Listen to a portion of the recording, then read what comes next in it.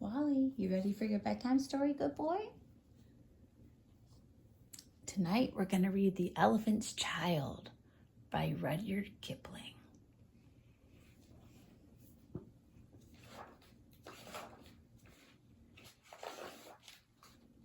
In the high and far-off times, the elephant, oh best beloved, had no trunk. He had only a blackish, bulgy nose as big as a boot that he could wriggle about from side to side, but he couldn't pick up things with it. But there was one elephant, a new elephant, an elephant's child, who was full of insatiable curiosity. And that means he asked ever so many questions. And he lived in Africa and filled Africa with his insatiable curiosities. He asked his tall aunt, the ostrich, why her tail feathers grew just so.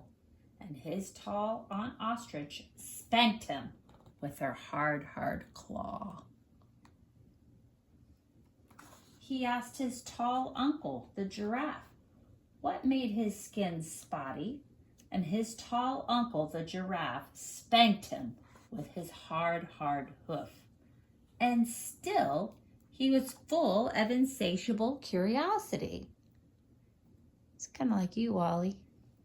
You don't look so comfortable there. You want to get a little more comfortable? He asked his broad aunt, the hippopotamus, why her eyes were red, and his broad aunt, the hippopotamus, spanked him with her broad hoof. And he asked his hairy uncle, the baboon, why melons tasted just so, and his hairy uncle, the baboon, spanked him with his hairy paw. And still, he was full of insatiable curiosity. Wally, I swear you took a page out of this elephant's playbook. He asked questions about everything he saw, or heard, or felt, or smelt, or touched, and all his uncles and aunts spanked him. And still, he was full of insatiable curiosity. Wally, how you doing, good boy? Hi, buddy.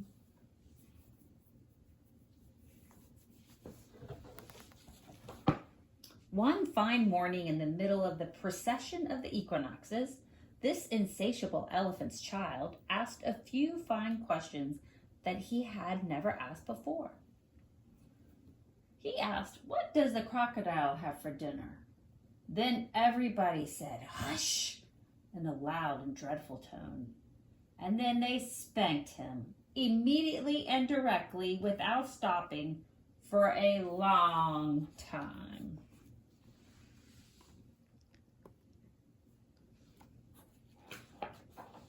By and by, when that was finished, he came upon a colo bird sitting in the middle of a wait-a-bit thorn bush and said, my father has spanked me, my mother has spanked me, and all my aunts and uncles have spanked me for my insatiable curiosity.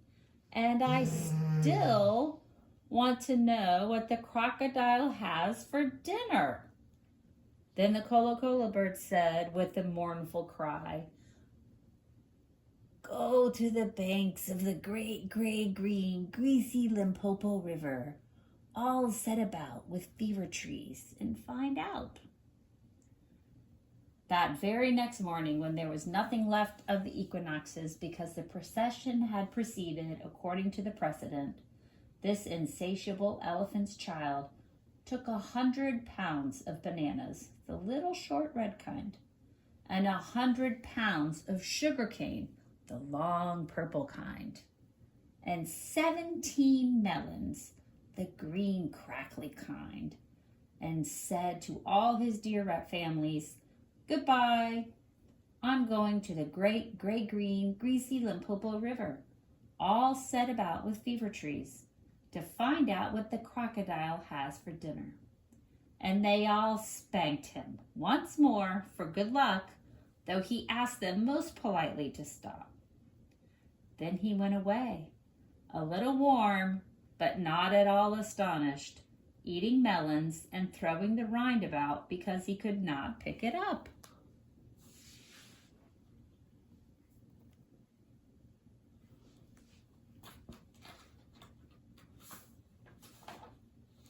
He went from Grahamstown to Kimberley, and from Kimberley to Kama Country, and from Kama Country he went east by north, eating melons all the time, till at last he came to the banks of the great gray-green, greasy Limpopo River, all set about with fever trees, precisely as the Colo Colo bird had said.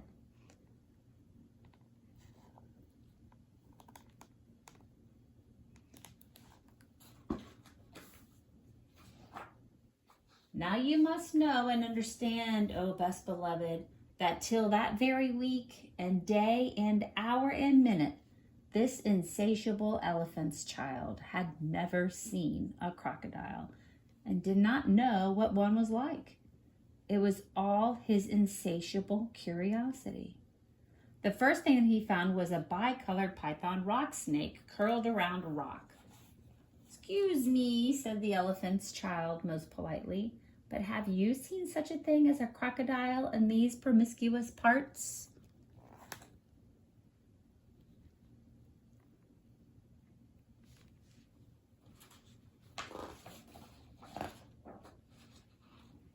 "Have I seen a crocodile?" said the bicolored python rock snake in a voice of dreadful scorn.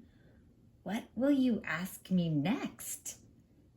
"Excuse me," said the elephant's child, "but could you kindly tell me what he has for dinner?"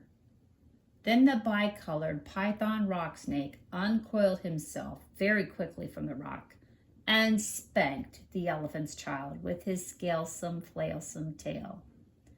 "That is odd," said the elephant's child, "because my mother and my father and my uncle and my aunt, not to mention my other aunt, the hippopotamus, and my other uncle, the baboon, have all spanked me for my insatiable curiosity, and I suppose this is the same thing."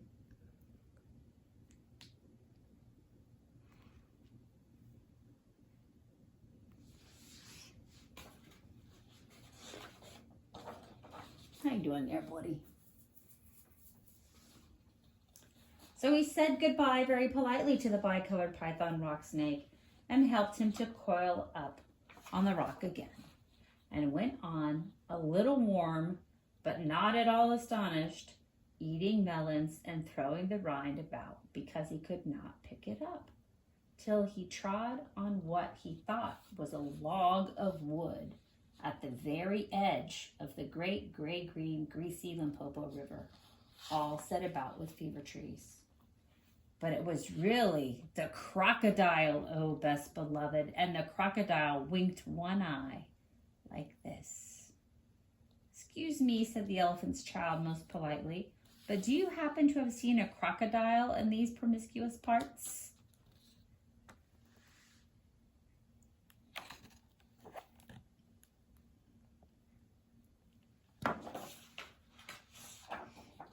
Then the crocodile winked the other eye and lifted half his tail out of the mud, and the elephant's child stepped back most politely because he did not wish to be spanked again. "Come hither, little one," said the crocodile. "Why do you ask such things?" "Excuse me," said the elephant's child most politely, "but my father has spanked me, my mother has spanked me, not to mention my tall aunt, the ostrich, and my tall uncle, the giraffe, who can kick ever so hard, as well as my broad aunt, the hippopotamus, and my hairy uncle, the baboon, and including the bicolored python rock snake with the scalesome, flailsome tail just up the bank, who spanks harder than any of them. And so, if it's quite all the same to you, I don't want to be spanked anymore." "Come hither, little one," said the crocodile, "for I am the crocodile." And he wept crocodile tears to show it was quite true.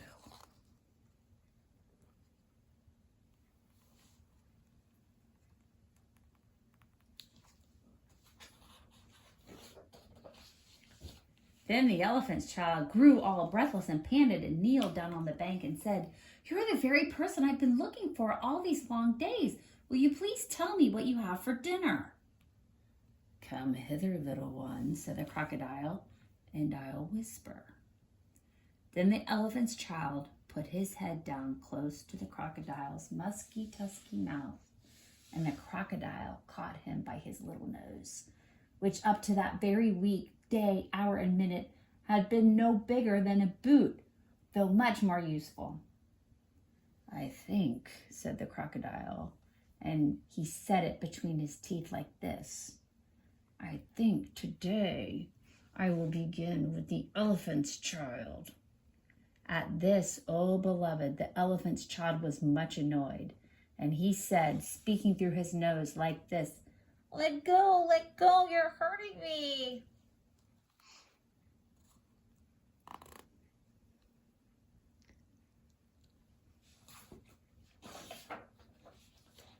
Then the bicolored rock snake scuffled down from the bank and said, "My young friend, if you do not now immediately and instantly pull as hard as ever you can, it is my opinion that your acquaintance in the large patterned leather ulster," and by this he meant the crocodile, "will jerk you yonder into limpid stream before you can say Jack Robinson."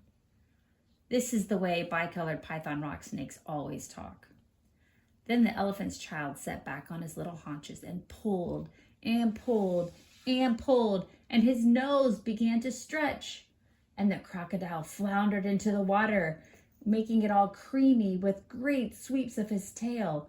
And he pulled and pulled and pulled. And the elephant's child's nose kept on stretching. And the elephant's child spread all his little four legs and pulled and pulled and pulled. And his nose kept on stretching. And the crocodile threshed his tail like an oar, and he pulled and pulled. And at each pull, the elephant's child's nose grew longer and longer, and it hurt him hideous. Then the elephant's child felt his legs slipping, and he said through his nose, which was now nearly 5 feet long, "This is too much for me." Then the bicolored python rock snake came down from the bank and knotted himself into a double clove hitch around the elephant child's hind legs and said, "Rash and inexperienced traveler, we will now seriously devote ourselves to a little high tension, because if we do not, it is my impression that yonder self-propelling man of war with armor-plated upper deck," and by this, O beloved, he meant the crocodile, "will permanently vitiate your future career." That is the way all bicolored python rock snakes always talk.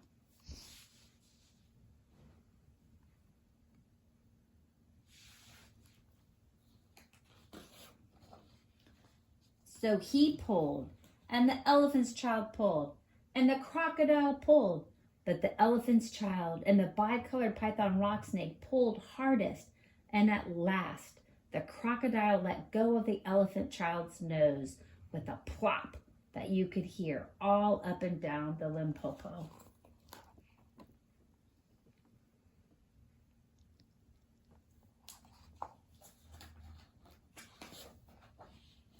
Then the elephant's child sat down most hard and sudden, but first he was careful to say "thank you" to the bicolored python rock snake, and next he was kind to his poor pulled nose and wrapped it all up in cool banana leaves and hung it in the great gray-green greasy Limpopo to cool. "What are you doing that for?" said the bicolored python rock snake. "Excuse me," said the elephant's child, "but my nose is badly out of shape, and I'm waiting for it to shrink." "Then you will have to wait for a long time," said the bicolored python rock snake. "Some people do not know what is good for them." The elephant's child sat there for 3 days waiting for his nose to shrink, but it never grew any shorter. And besides, it made him squint. For, O best beloved, you will see and understand that the crocodile had pulled it out into a really, truly trunk, same as all elephants have today. At the end of the third day, a fly came and stung him on the shoulder. And before he knew what he was doing, he lifted up his trunk and hit that fly dead with the end of it.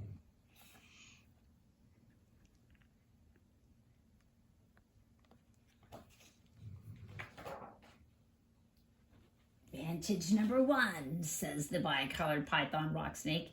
You couldn't have done that with a mere smear nose. Try and eat a little now. Before he thought what he was doing, the elephant's child put out his trunk and plucked a large bundle of grass, dusted it clean against his forelegs, and stuffed it into his own mouth. Vantage number 2, said the bicolored python rock snake. You couldn't have done that with your mere smear nose. Don't you think the sun is very hot here? It is, said the elephant's child, and before he thought what he was doing, he slooped up a sloop of mud from the banks of the great gray-green, greasy Limpopo and slapped it on his head, where it made a cool, sloopy, slashy mud cap, all trickly behind the ears.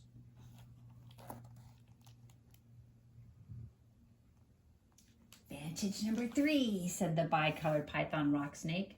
You couldn't have done that with a mere smear nose. Now, how do you feel about being spanked again? Excuse me, said the elephant's child, but I should not like it at all. How would you like to spank somebody? Said the bicolored python rock snake. I should like it very much indeed, said the elephant's child. Well, said the bicolored python rock snake, you'll find that new nose of yours is very useful to spank people with. Thank you, said the elephant's child. I'll remember that. And now I think I'll go home to all my dear families and try. So the elephant's child went home across Africa, frisking and whisking his trunk.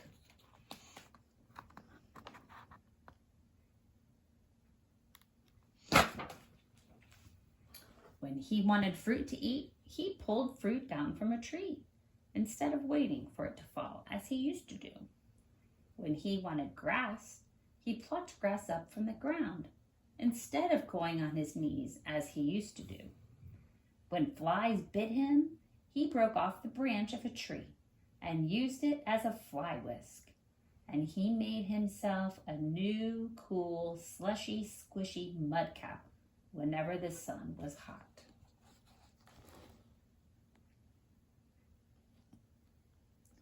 When he felt lonely walking through Africa, he sang to himself down his trunk, and the noise was louder than several brass bands.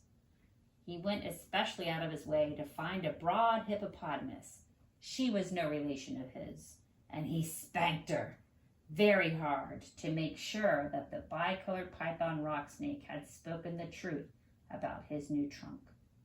The rest of the time, he picked up the melon rinds that he had dropped on his way to the Limpopo, for he was a tidy pachyderm.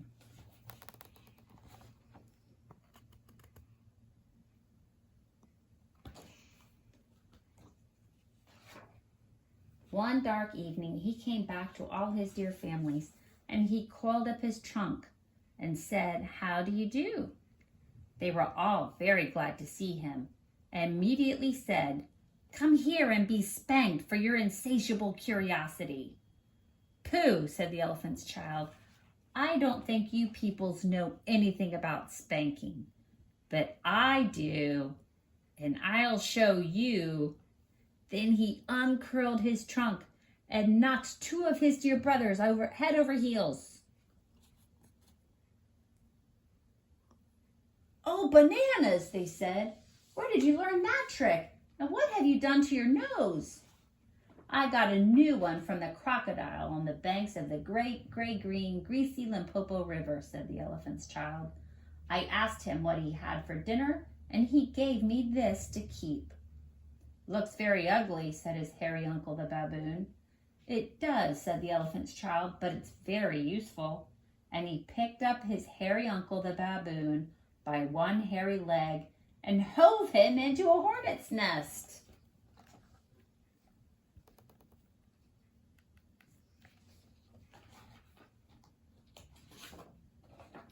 Then that bad elephant's child spanked all his dear families for a long time until they were very warm and greatly astonished.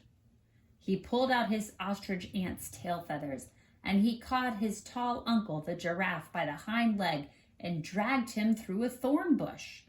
And he shouted at his broad aunt, the hippopotamus, and blew bubbles into her ear when she was sleeping in the water after meals. But he never let anyone touch the cola bird.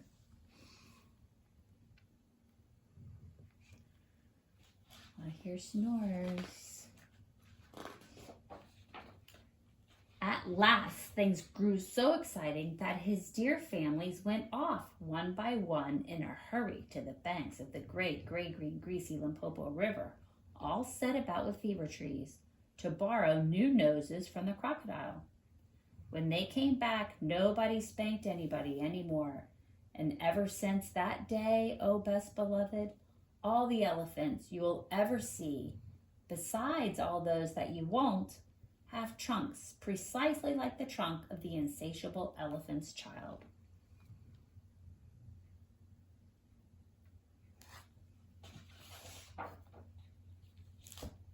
That's it.